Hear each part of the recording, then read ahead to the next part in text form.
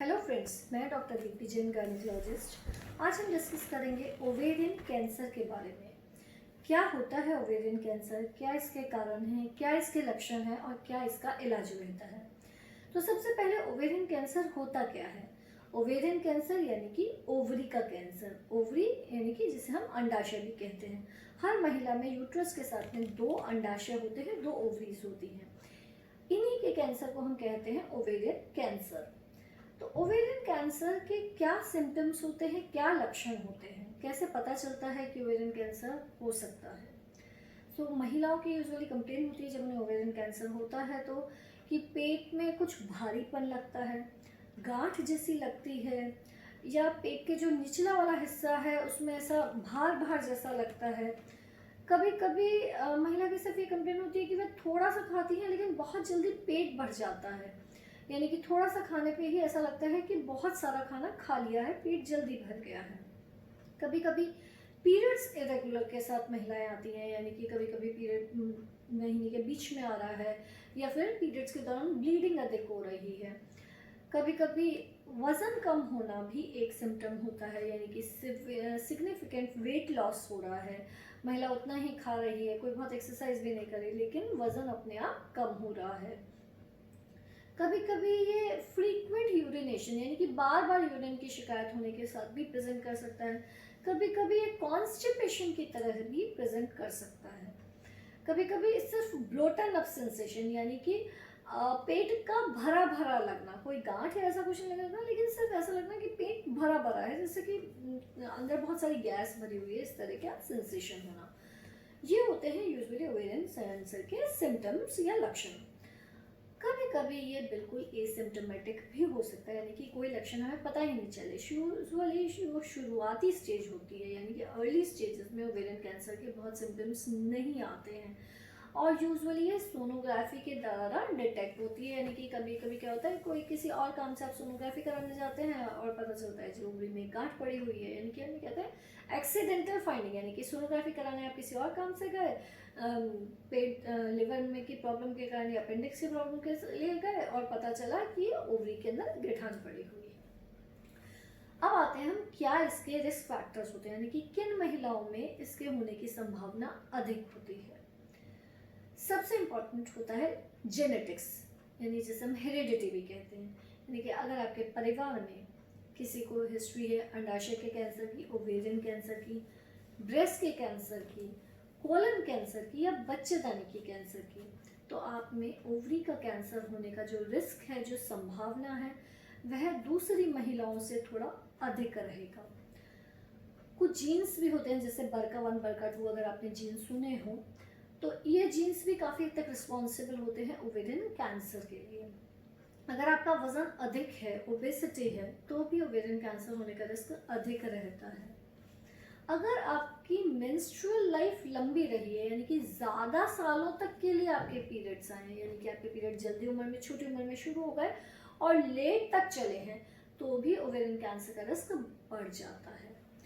अगर आपका कोई भी बच्चा नहीं है तो भी रिस्क ज़्यादा रहता है। कभी कभी हम बच्चा होने के लिए जो दवाइयाँ देते हैं, फर्टिलिटी की जो ड्रग्स देते हैं, वह भी ओवेरियन कैंसर का रिस्क बढ़ा देती है। कभी कभी कुछ महिलाओं में मीनोपॉज के बाद हार्मोन रिप्लेसमेंट थेरेपी दी जाती है, ईस्ट्रोजन का हार्मोन रिप्लेसमेंट थेरेपी दी जाती है, HRT जिसे कहते हैं, तो उससे भी ओवेरियन कैंसर का रिस्क बढ़ सकता है। कभी कभी एक हार्मोनल बीमारी होती है जिसे हम एंडोमेट्रियोसिस कहते हैं हमारे भाषा में, तो ऐसी महिलाओं में जिनको एंडोमेट्रियोसिस है ऑलरेडी, उनमें भी ओवेरियन कैंसर का रिस्क हायर साइड में रहता है। हमें पता कैसे चलता है, हम कैसे डायग्नोज करते हैं।